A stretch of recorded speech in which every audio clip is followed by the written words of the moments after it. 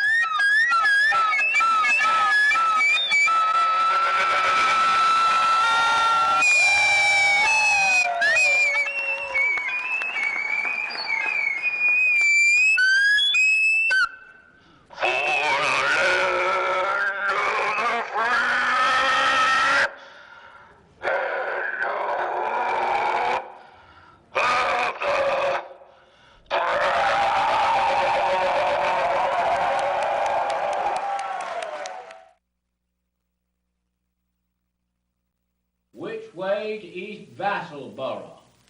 Don't you move a goddamn... Hey, hello, and welcome to Ward 13. I see the cameras over there. We've got the orange jacket on today, which means it's very special. Joel didn't show up. Joel Elber. We have Mr. Baseball on today. It's the baseball show. Why don't you introduce yourself, Mr. Baseball? Well, my name is John Weeks, a.k.a. Mr. Baseball. And I'm a diehard Yankee fan. Sorry, Boston Nation. Red Sox Nation. Red Sox Nation. And I actually like the Red Sox. I get along with the Sox fans because I know more about the Sox than they do. And you were on the morning show with Joel Elber and Peter White today, but you escaped before Joel made the outrageous accusation that the Red Sox fans at Fenway are the worst in the world and far outstrip the Yankees fans. It led me to call in, and you'd think I was talking about one of my political enemies, because, of course, the Yankees are the evil empire. When I lived in California, they thought they knew baseball out there, but they didn't. Now, you moved to California in 1959. Right. And that's the year the Dodgers and the Giants, the two National League teams, which were such a part of New York history, moved in tandem in 58. Right. To the West Coast. Right. And the Dodgers had won only one World Series in their history to them. They frequently appeared in the World Series, but the Giants were like the Yankees of the National League in the 20th century. The New York Giants. Yeah. Yankees and Dodgers played 7 times. 7 times? Yeah. So they lost 6 times. Right. And I went to the first and third games of the 1955 World Series. Now, 55... that was the Dodgers? 55, because they lost 56. The 55 No. Okay. They lost 55, and the Yankees won at 56. Did you go to the 54 World Series with the Giants? No, I didn't. There's a whole novel that starts out, Underworld by Don DeLillo, and it starts out at the 54 World Series. I mean, the Giants and the Dodgers were such a part of New York City that when they got rid of Shea Stadium finally and built the new stadium, the owner, who was a Dodgers fan, you'd think you were in a New York Dodgers stadium. I mean, they had Jackie Robinson and everything, and the Mets fans objected. Objected, huh? But you went out in 59, and that's the year that the Dodgers became the dominant team in the National League. And one of the dominant teams in baseball, too, for from 59 through 88, let's say, or the early 90s. Yes, they had Drysdale and Koufax. They were in the World Series in 59. 59. Yeah.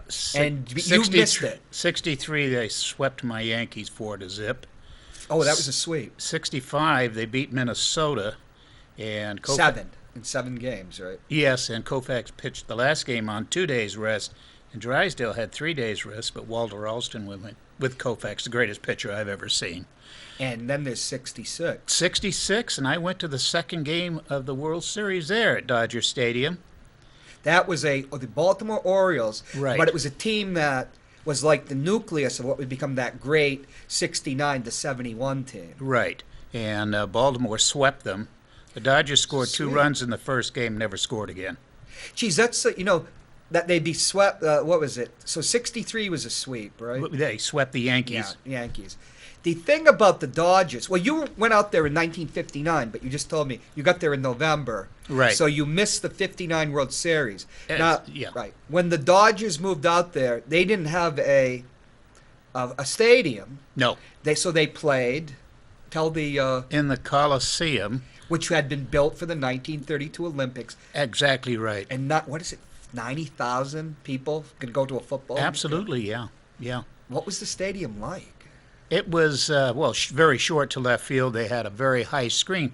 Wasn't it like 50 feet tall? It was up there. It was an actual net, like screen, like a fence. And Wally Moon learned to slap the ball the other way. He was a left-handed hitter.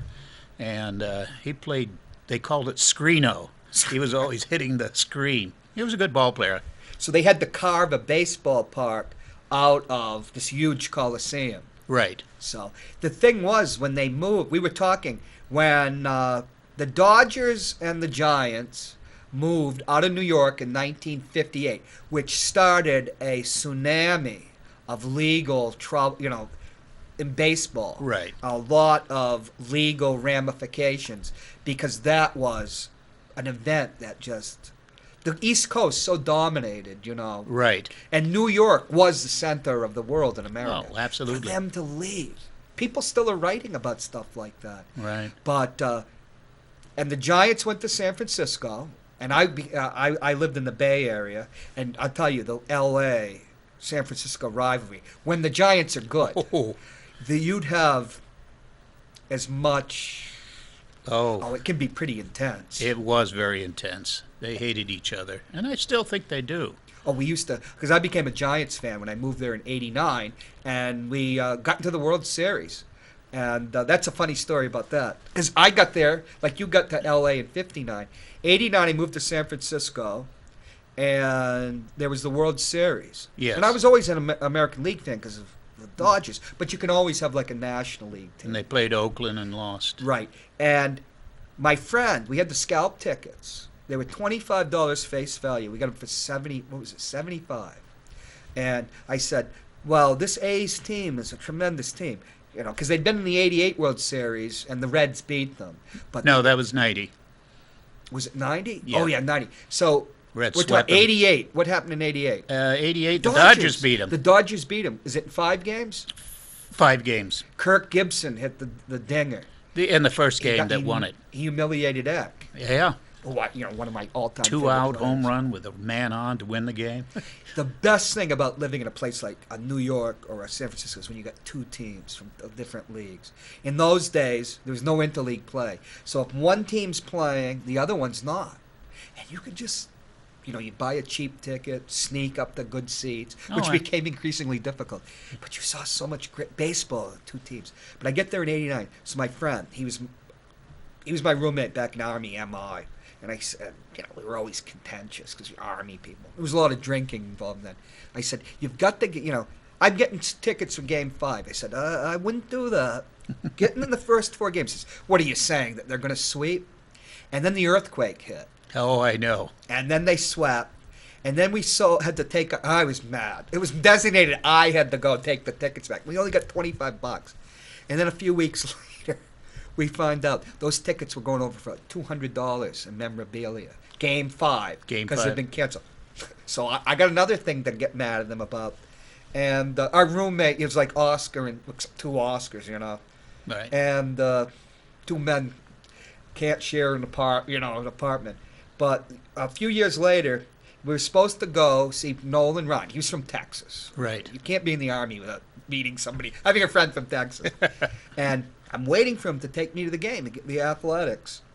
And all of a sudden he comes up, Hop, I just heard something. Nolan Ryan just threw his 6 no-hitter. Oh, man. So Isn't that phenomenal? things you'll never forget. Right. Nolan Ryan is a tremendous pitcher, but Sandy Koufax, he broke Sandy Koufax's record, 382 strikeouts, modern record. I listened to the game. It was in L.A. He played for the Angels when he did it. But he pitched something like 2 or 3 innings in extra innings. And to get the record. They left him in just to get the record, and when he did, he got it.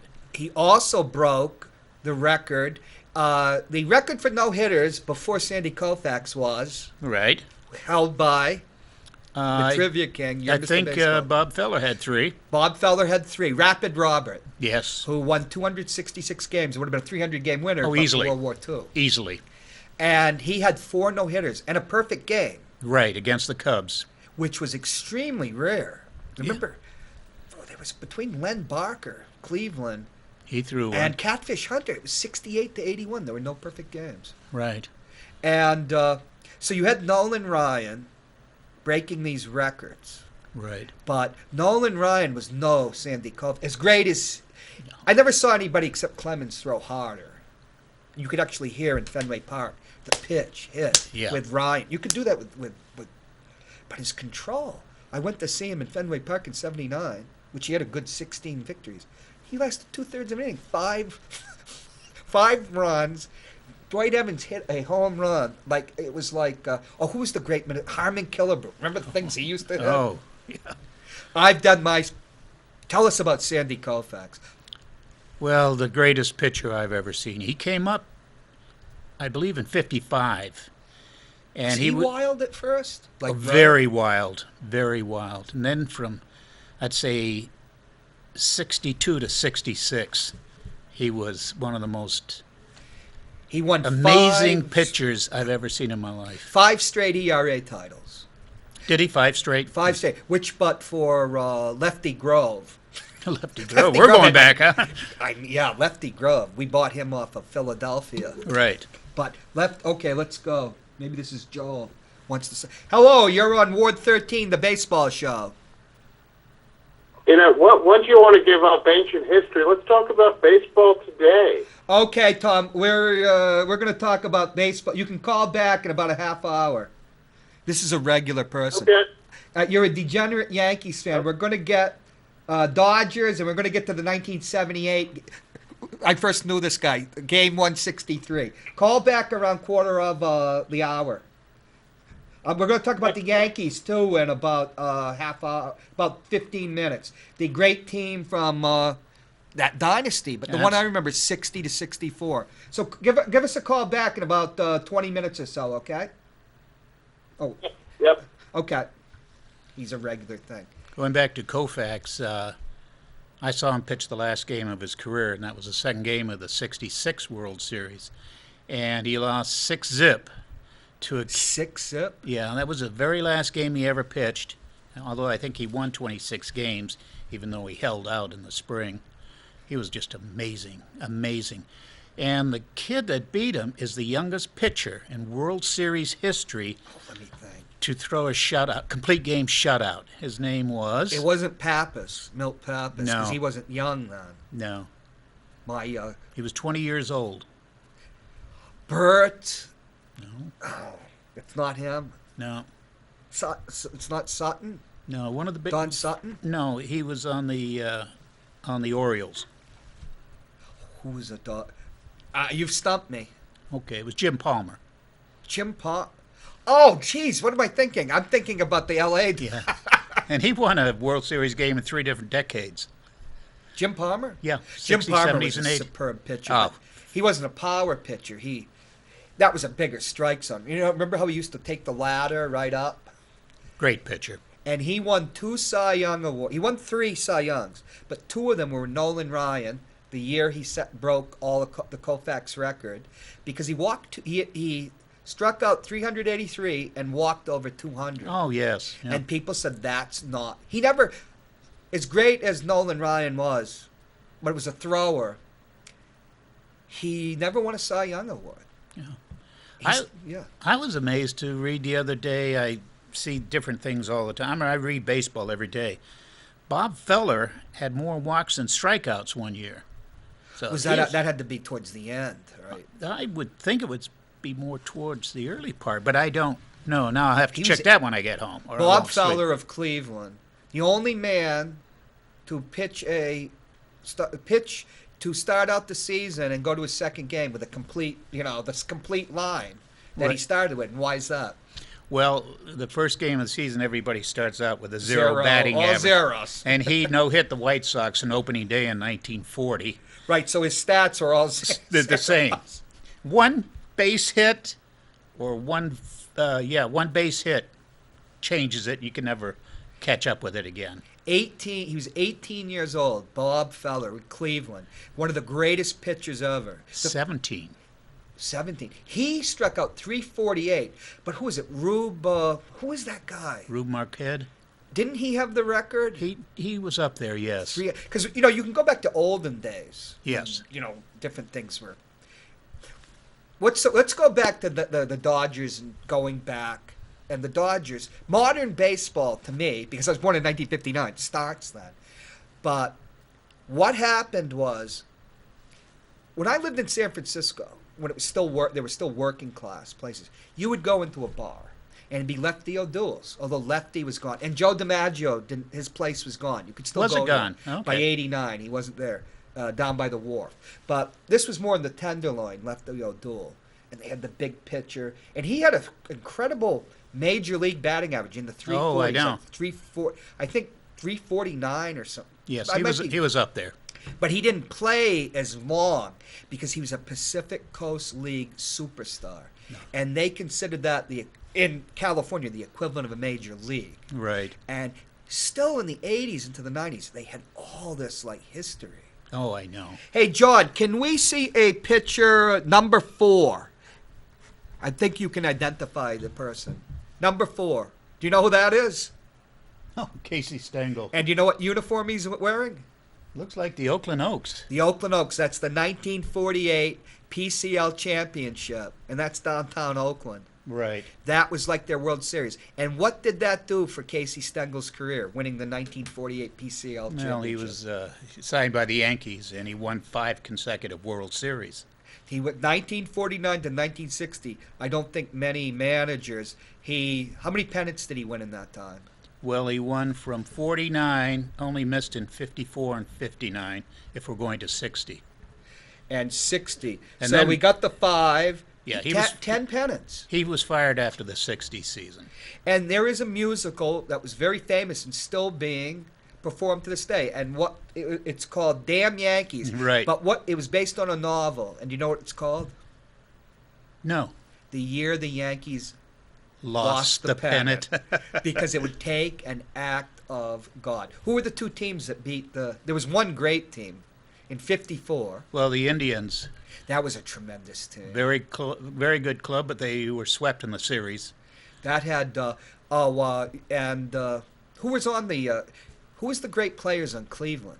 Cleveland had Bobby Avila, who won the batting championship that year. Al Rosen at third. Al Rosen, who'd later go on to the Yankees as a general manager. Yeah, Jim Hegan was the catcher. Who was that great outfielder? Well, they had Larry Doby. Larry Doby, who eventually got to the Hall of Fame. Yes. We asked Larry Doby. I wrote about baseball for many years. I had a piece about Larry Doby because there were people saying Larry Doby went into the major leagues. What was it? 6 months after like 48. After Robinson. Robinson was 47. Yeah, and Doby was 48. So and 48. And right after Doby was Satchel Paige. Right. Now 48, because that was Bill Veeck. Right. And the Chicago, was it Chicago or was it? No, Cleveland. Because I remember Bill Veeck when I was a kid. He owned he wound up wanting the Chicago Whites. He also had the St. Louis Browns. I know that. Right. He had the Cleveland Indians, and Larry Doby integrated the American League. Right. And it was no easier for him. And he won an MVP. He didn't have quite the longevity. Right. And but he was just like, he's number 2. I was just like, well, his number should be retired in the American League. I agree. So he had a tremendous thing, but when you're number 2, nobody knows who. Well, I guess the Soviet Union came in number 2 in World War II, right? What we call the Allies. But let's go back to Nolan Ryan. Do you remember when we were young? Power pitchers weren't supposed to last. Bob Feller went to war. He was one of the first people Right. to go. So he won 266 games, and so he appeared in the 1954 World Right. Series, Cleveland, and he kind of he was worn out at the end. Right. It seems like Nolan Ryan was the first real power. Him and Steve Carlton were the first power pitchers that kept going on into their 40s. That's true. And Randy Johnson. Why is it that in their generation, I always was a big fan of Bill James when I started out. Uh-huh. He's sabermetrics, and he's with the Red Sox. He always said there's cycles. There's the cycles of the 300-game winner. Because remember, there was between Early Wynn won his 300th, what, about 61 or 63? Something like that. He came out of retirement. He was sitting on $299. Oh, so it's like that movie where the guy And- comes out, they get his 3,000. And they brought him in with a lead, but the pitcher that started, had to be set up, came out of the game, and Wynn took over, and he got his couple innings over, so he was past the 5th inning, so he ended up with 300 victories. And again, screw it. I like that. Well, I have to say, I went to Boston University in 1978. Tom, that's when I met my friend Tom. And it took Louis, and remember, Yaz to get his 3,000th hit, had that slump. And, geez, it was getting cold. I would go out with our coat every night. And finally, Louis Tiant, I'm sure he gave him a pitch. Oh, I'm sure. I can still see that pitch.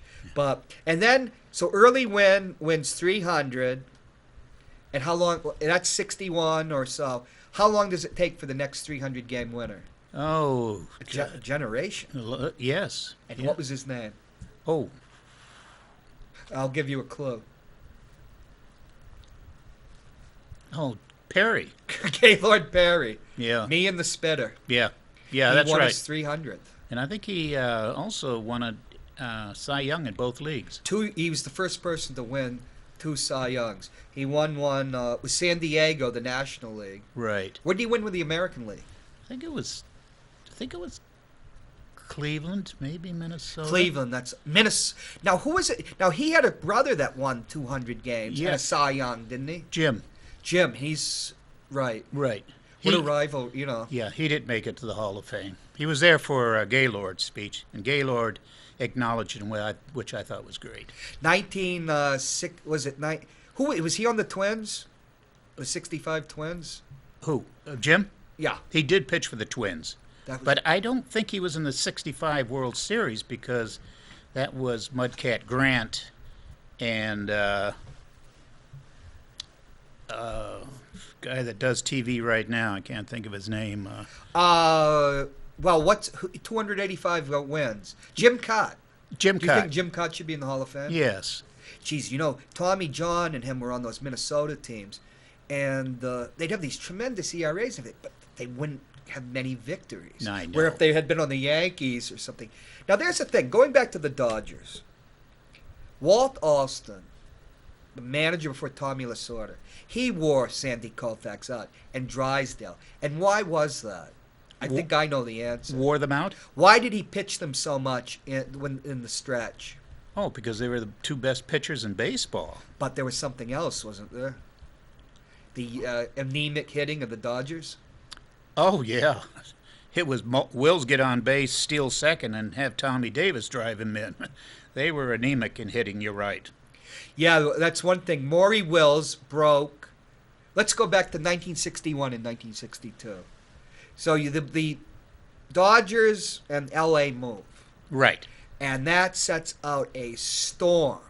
Branch Rickey, who who built the Dodgers dynasty in Brooklyn, and then went on to Pittsburgh, right, when it was Right. owned by Big Crosby. Right. Was a big baseball fan. I think he owned the L.A. Stars at one time. Did he? Yeah. Yeah, and but they didn't have much success, and so he had an idea for a third league. And what was its name? Was it the Continental? Continental League. Yeah. And they had franchises and people set up in like New York and other places, and they were going to go to L.A. and San Francisco and Minnesota. Yeah. Never got off the ground. It never got off ground. And there were Kefauver, Senator Estes Kefauver, who was always going after the mafia, and he went after comic books. Yeah. If my mother saw me reading Mad Magazine when I was a kid, oh my God. It'd be like, she might as well see me going through Playboy. Hey, I think we've got Casey Stengel. John, can we have, I think it's B. Can you run that with Casey Stengel in 1958 before Congress? Oh, There is now, through the farm system, a major league control of the professional occupation of baseball playing. Is that a correct summary? Well, you have that, from the standpoint of what you've been reading, you've got that down very good. I said, just like I made a talk not long ago, and I told them all when they was drinking and they invited me in, I said, you ought to be home. You men are not making enough money. You can't drink like that. They said, this is a holiday for the Shell Oil Company. And I said, why is it a holiday? They said, we did something great for 3 years, and we are given 2 days off to watch the Yankees play the White Sox, but they were mostly White Sox rooters. I said, well, you're not doing right. I said, you can't take those drinks and all, even on your holidays. You ought to be home and raising more children, because the big league clubs now give you $100,000 for a bonus to go into baseball. And by the way, I don't happen to have any children, but I wish Mrs. Stengel and I had 8. I'd like to put them in on that bonus rule. Geez, there's so much to talk about in baseball, because we want to talk about things that developed, like expansion, 61 and 62. Right. But tell us about Casey Stengel and Stengelese. Oh. I have a tape from the Mets, but it's 2 minutes. You wouldn't believe the gibberish. Yeah, Stegelese was funny. He was a character, no question. I never forgave him for the 60 series, but... Why do you blame him for the 7? It was a 7-game, right down. And what was it, that second baseman? Did he eventually get into the Hall of Fame? Yes, Bill Mazeroski. And he got into the Hall of Fame because of that World Series. Right. Tell us about the 60 World Series. The last series before expansion, when there were 8 teams in each league. Casey had the best pitcher, the greatest pitcher at that time in baseball, Ford. And he starts Art Ditmar in the first game. And, of course, Pittsburgh went with the Deacon, Vernon Law, who started 3 games. John, can you put pitcher number 8 up on the screen? And all Ford did was... It's Mickey and Whitey Ford. Yeah, all Whitey did was pitch scoreless baseball in that series for the 2 games he got in. That's when, in 1961, let's see, can you give me pitcher number 6? I remember this as a kid.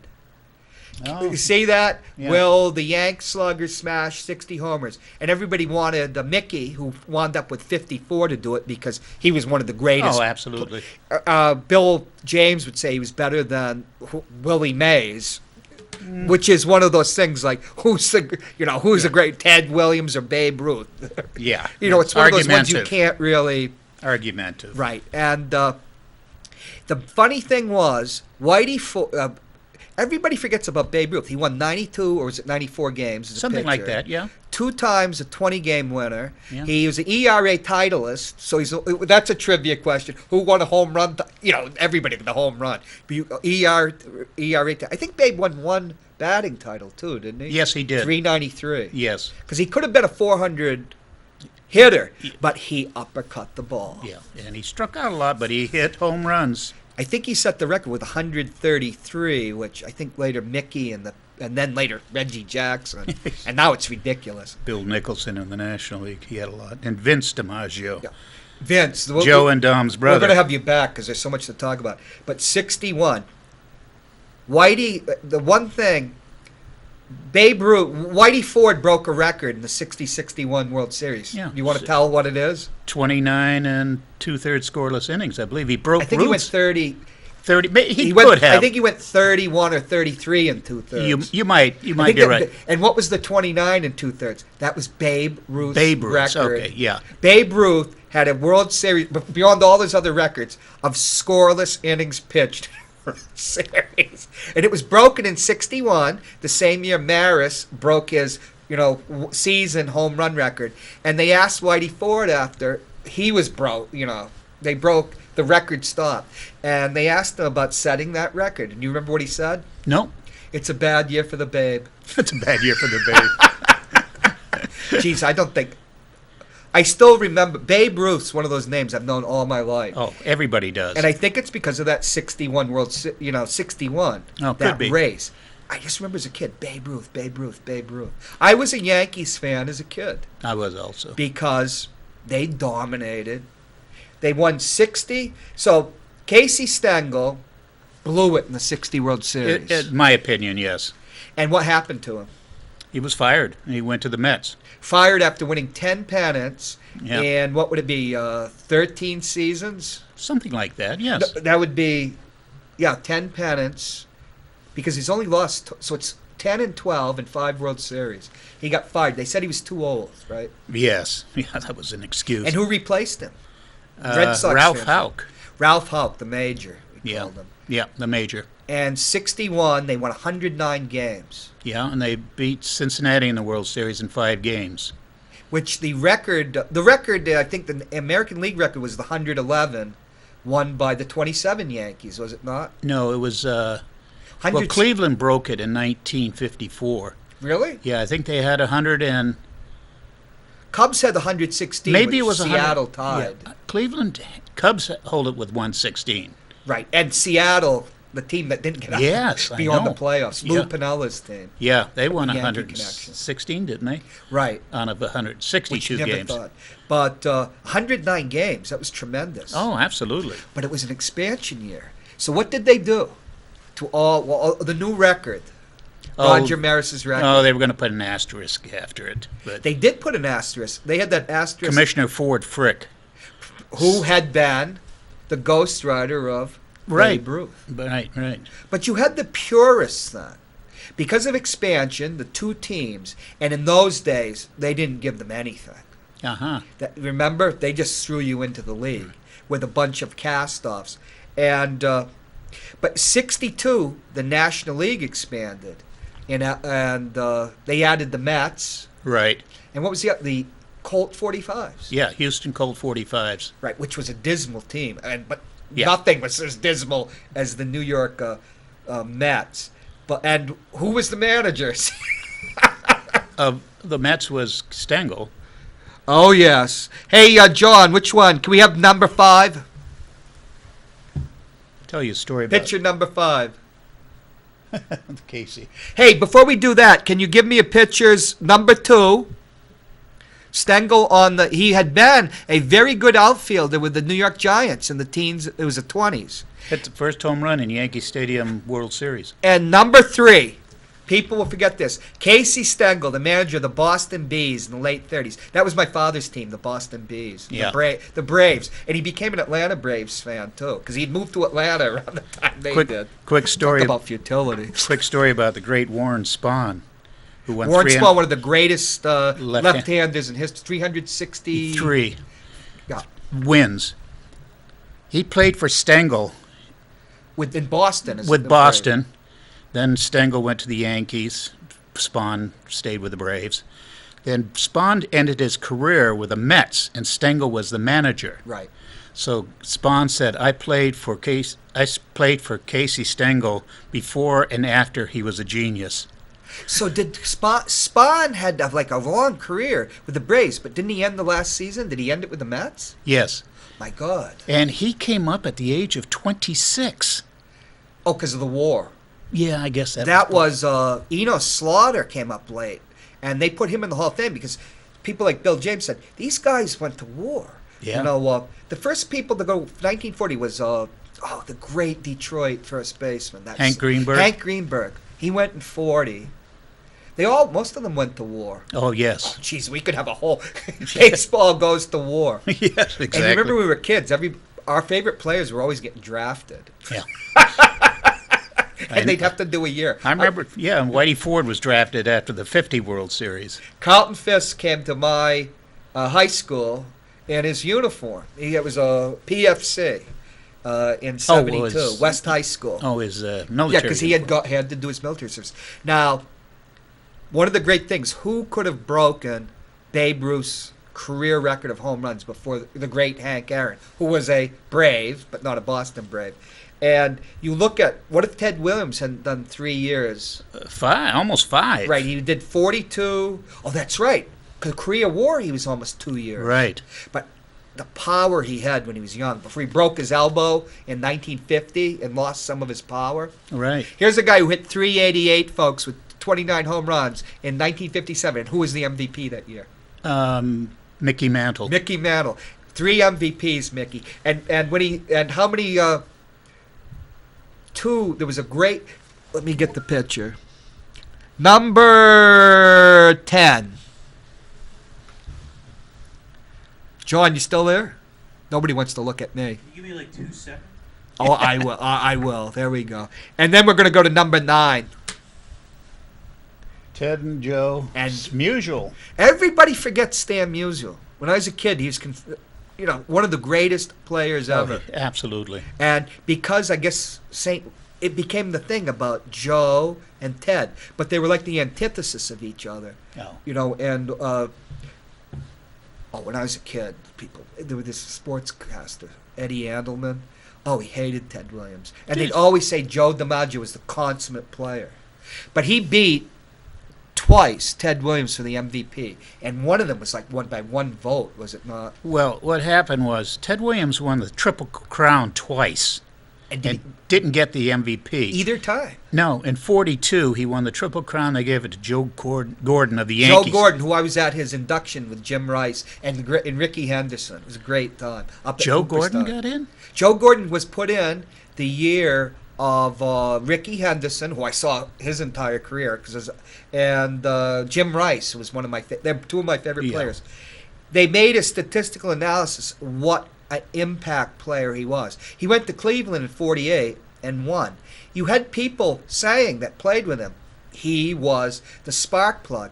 Bill James wrote a whole book called The Myth of the Hall of Fame, where he tried to deconstruct the Scooter, Phil Rizzuto, saying he wasn't worthy of the Hall of Fame. They should have put Junior Stevens in before him, who was the great slugging shortstop from St. Louis that came to Boston. Boston, correct. And he just tries to demolish Rizzuto. But there's all these people that says, without Phil Rizzuto,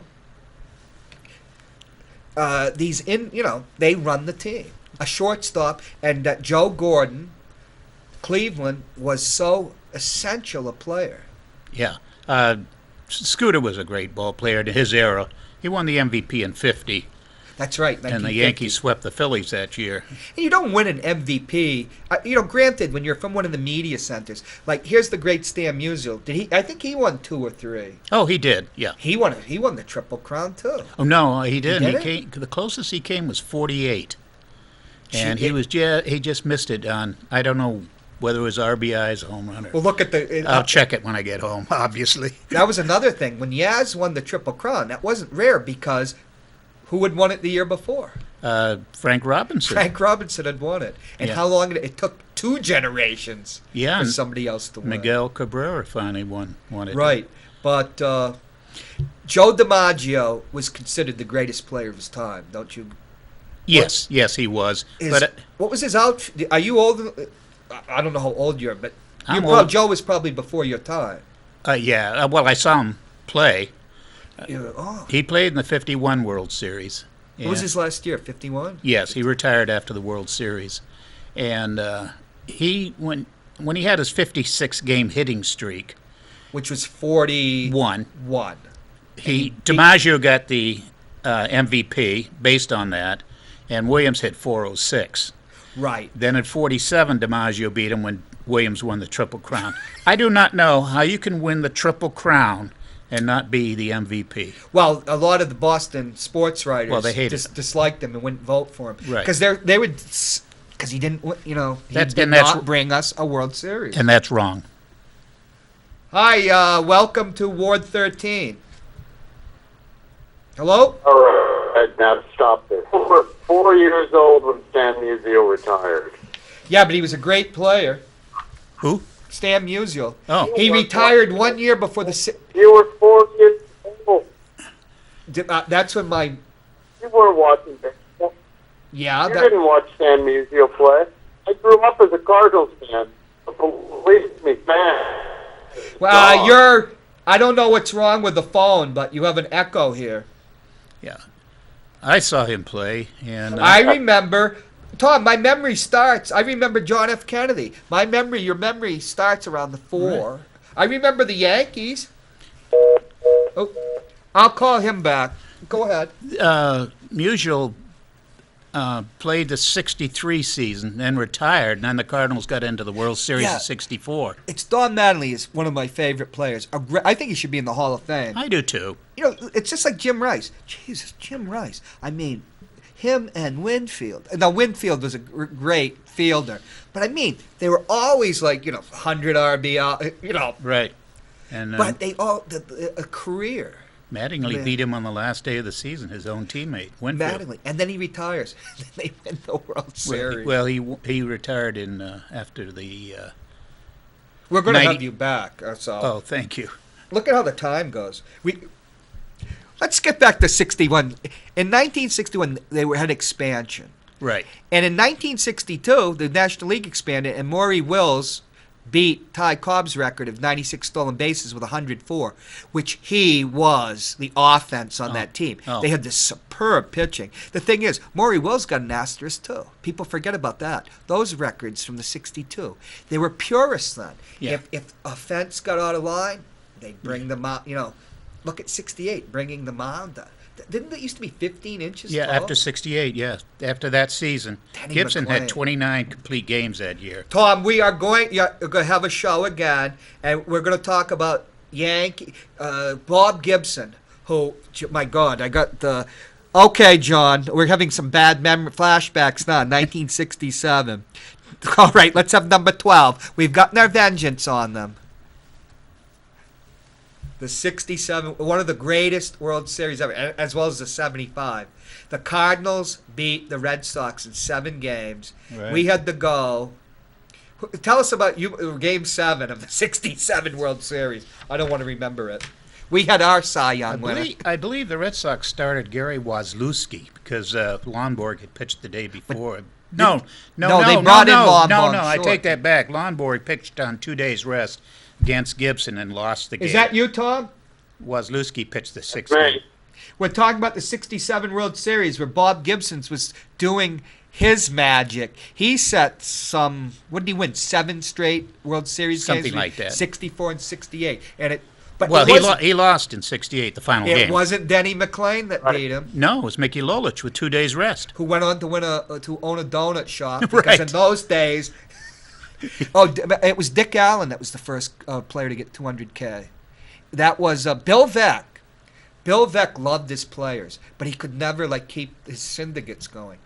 Bill Veeck wanted to buy the 43 Phillies. Dick Allen, who then came to the Cardinals and was part of their ruination. Right.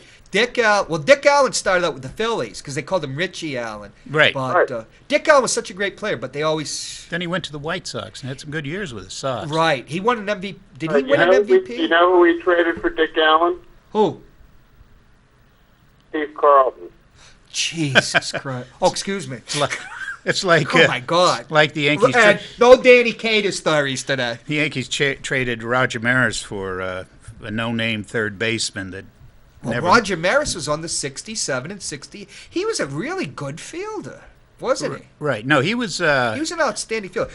He left the Yankees after he's 66. He went to the Cardinals, and the owner of the Cardinals said he'd give him a beer distributorship if he'd played 2 more years. Yeah. And he did. Yeah. Because he had some physical problems. Oh, he died of cancer very young.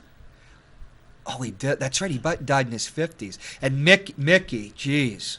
I remember. Now, Tom, I remember as a kid in the World Series, the Manchester Union leader, which used to be a broadsheet, like they all were, and Mickey Mantle on his crutches. Oh, yeah. Now, what year was that? 51. He. I'm just during the World that's Series. That's not the 60s. He stepped on a sprinkler in left center, whatever it was, and twisted his ankle, and he was out for the rest of the series. But in the 60s World Series, like the 61, he was out a lot, was he not? That's why he only wound up with 54 taters. Oh, yeah, at the end of the season he was hurt, but he did play in the series. I think there's a 62 or 63. And in that 50... that he was in... They brought him out, but he would have recurring problems. You remember Mickey Mantle? I remember Mickey Mantle retiring after the 60... Remember 69, spring training, he would not... Yeah. He was through. Yeah, he quit after the 68 season. And you're right, he announced it in 69. He didn't wait. Gentlemen? Yeah? I'd like to welcome you to the 21st century. No, we're not talking about... This is Mr. Baseball. We've got great baseball today. We're talking about... This is a man that won a title. Tell us about your title. You won the title, Mr. Baseball. That is correct, yeah. It was... wow. There were 600 contestants, and it came down to 2 of us. And we had to start with the 1903 World Series and go on up. He missed the 29 series. I got it, and they called it. The 29 series. So that you're was a living, breathing baseball encyclopedia.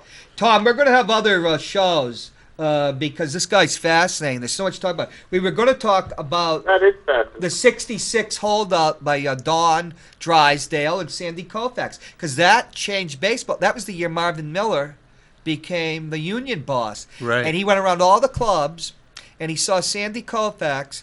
They used to put his arm after a game in an inner tube because it had to be put with the hottest type of salve. Then they put it in an inner tube, and then they put him in a barrel, a wash tub of ice. And Marvin Miller, probably the greatest union man since Eugene Debs, your friend Bernie Sanders' hero. Hey, a hero of mine too, but we're having a little dispute Charlie about Smith that. was at third baseman. And he says his arm was black. It was like 3 times. His elbow's 3 times the size. And Sandy Koufax says, "Oh, don't worry. That's what it always is." And Marvin Miller was outraged by it all. Yeah, well, Koufax retired very early. Hey, Tom, we'll have you back in probably 2 weeks, if I can get you on in 2 weeks. Right, absolutely. And then we'll talk. It's fascinating because I just brought you on the show because he was on the radio with Joel and Peter, so I didn't know he was going to come on. Right now I know his background. I see why you're doing this. Okay. Right now, because we want to talk about the Mets. I want to talk about the New York Yankees, which was my team when I was a kid because it just dominated. Still mine. Stengel, the Mets. You know, what these formative things, because it all is evocative of what's going on now, too. Right. Like the holdout. Okay, we'll get back to you, Tom. You'll be on a show we'll have another baseball show. Because I got to go to a baseball game next week. Maybe you can come in and host a show. Have you told Mr. Baseball that we had a view from our dormitory floor of Fenway Park in 1978? Yeah, and I still see your face after Game 63. It's like it's one of those things. Mayor Koch used to do like this. Oh, I could have if those elevator doors, and we were on the 13th floor of Warren Towers at BU, which was at Fenway. I could see right field. That's all you could see. You couldn't get. John, I got 2 words for you. You had tickets. Bucky Dent. Bucky Dent. Bye. I hope he's canceled. Bucky, we won't say his middle name. I could only see the right field, and we had to listen to it in the radio. He managed to get tickets. Cute story. To the game. Kid was in kindergarten or the first grade. It was a boy, and the teacher asked him who hit the home run that beat the Red Sox in '78, and he said the middle name. Yeah. And she was just flabbergasted. Let's see. Can we, John, when you get a chance, can we see number 13? On the top is the 75 Red Sox, which are let to us. And there's the 78 team. And this is from a guy put these 2 team photos together. And I remember them both, those team photos, because I had them, you know. And he put them together because it says, even after 3 World Series victories, there it is, 75 and 78 still matter. But the 67, Gibson beat us in 67. Right. A complete game. Was a shutout? No. But what did he hit? What did he do to the Red Sox in his game 7? Evocative of Babe Ruth. Remember? No, I don't. 2 home runs. No. He hit 2 home runs. No. Yeah, he did. No. Didn't he hit 2 home runs? I don't think any pitcher's ever hit 2 home runs in a World Series game. So was it for the series in 67? But he was a great athlete. He did hit home runs. Cat was another one. He hit a home run in the 68 World Series against Detroit. So maybe his record is 2 home runs in a World Series. I don't know. What is the record of home runs in a World Series? Oh, Mantle. Yeah, Mickey Mantle. No, I don't mean. Yeah, Mickey always had 18. Oh, you mean pitchers? Yeah. I don't know. It's not held by Babe Ruth, surprisingly. No. Why didn't Babe Ruth pitch in the 15 World Series? He did. I thought he would. They went that manager. We didn't let him. No, he pitched in. Catch this. In the 1916 World Series, his opponent for the Dodgers was my wife's uncle, Sherrod Smith. Oh, wow. Isn't that beautiful stuff? I've got pictures and everything at home. Great stuff. I know where Casey Stengel's buried, do you? Glendale, I believe. That's right. Yeah. I couldn't stump you on that. I was going to visit somebody at Glendale. What's it called? Forest Lawn. Forest And Lawn. there's this big thing with Casey. Oh, was he at Forest Lawn? Yeah, my guru's buried there, Paramahansa Yogananda, so I go see him. Then I come out from visiting him, and there's another guru. But the Mahatma, who actually, my guru was his guru, that was Branch Rickey. What name? Was Casey Stengel the professor? Yes. Or was it the Professor? The Professor. But Casey Stengel, you read one of the greatest books, Jimmy Breslin. I lived in New York a few times. As much as I can hate like I said, it's just the sports writing. He wrote that great book about the Mets. We got 5 minutes. It's called Can Anybody Here Play This Game? And the thing is, Jimmy said, Casey Stengel was like Yogi Berra. And Casey Stengel and Ike Eisenhower talked gibberish too, but they weren't, dummies. You don't win the war in Europe and president for 8 years. But they always say Ike talked gibberish, and but after you're in the military, Stengel, when he managed the Mets, the hapless Mets they called them in those early years, he said one of my ball players threw his bat down and missed the ground. One of my favorites is he introduced Choo Choo Coleman, and they say, "What's his wife?" And what's his wife's name? Oh, that's Mrs. Coleman. But when you're reading Jimmy Breslin, he says he's no dummy. Oh no. And that really is an act. Yeah. And then he has them just exasperated their drinking. I guess he was a hard drinking man. I didn't know that. Like part. all of them. Well, I think it might have been the era, like when you watch. Yeah, the Mick drank. That's for when sure. you watch Mad Men. Yeah. I remember my parents. A party. You go back, James Beard, the New York Times, wrote about it's how to have a dinner. It's, plenty of booze and cigarettes. People have the cigarettes out, but they're at the thing, and he's quoting it, and Casey's talking like intelligibly and everything, and finally says, "Can't anybody here play this game?" To go from, but he started out kind of in the depths, like with the Bees. And did he ever manage a team before the Bees in the major leagues? Well, the Braves, Boston Bees, which were the Braves, and hapless, and Boston University. Yeah, they considered it a winning streak when they were rained out of the second game of a doubleheader. He was considered a clown in Boston. Yeah, but then he went to the Pacific Coast League, which they considered themselves a major league. Right. And we could have a whole show about that. Oh, absolutely. And how they 190 games and stuff. And it was, the thing was, baseball was artificially constrained to those 8 teams, all from the Mississippi onward. Right. And it's the history of baseball is so fascinating. They played 184 games, I believe. One year they played like 192. And so you'd have these records of like Lazari 222 RBIs one year. Who made it into the Hall of Fame? Tell us who. We only got about a minute or so. You mean? He made Tony Lazzari. He's part of Murderer's Row. Was he shortstop or second base? Second base. Right. One of the great, probably the greatest team in history, the 1927 Yankees. Yeah, they swept the Pirates. Good God, we could talk for the Babe Ruth who hit 60 home runs, the one that hit in 1921 4 home runs, right, and then the one who hit 59. I never thought one of those records that was one thing about Barry Bonds, because I was a Giants fan. It's not so much that home run record, but the slugging. Yeah. Babe, and then what was it? Jeez, you know, 840. Babe's record was 847, right? Slugging for a season. It was 690 for a career. It was up there, yeah. Yeah. And then Barry Bonds is an old man. I think he still holds the record for the highest for career-wise. But you know, we can go in a whole show that because these Barry Bonds records are ridiculous. I believe Ted Williams is second. I'll check that when I get home. Oh, man, we can have a whole thing. Because I wanted to compare Ted Williams to Joe, who Joe hit higher on the road.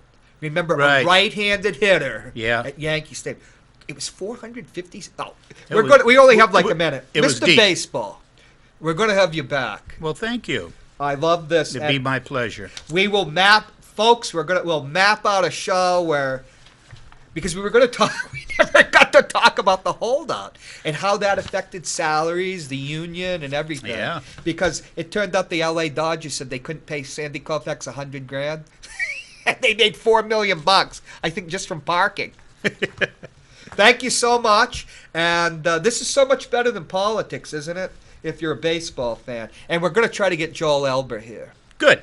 And Yankees fans, we can talk about that another thing. The old Yankee Stadium, I'll have to say, that field, the physical plant had gone. Yeah. But when you got up there, my friend had mezzanine above home plate, and you looked at Yankee, that field, and they lied. They said they were going to keep it. Remember? Yeah. Going to Yankee Stadium was like going. I'm not going to say the Vatican because that'd be sacrilegious, but I still hate the Yankees. Great to have you on. We'll have you back in 2 weeks. So I got to go to a baseball game. Very good, sir. You should think about having your own show. Well, I would love to. We've been working on it. Stay tuned for Matt Connerton.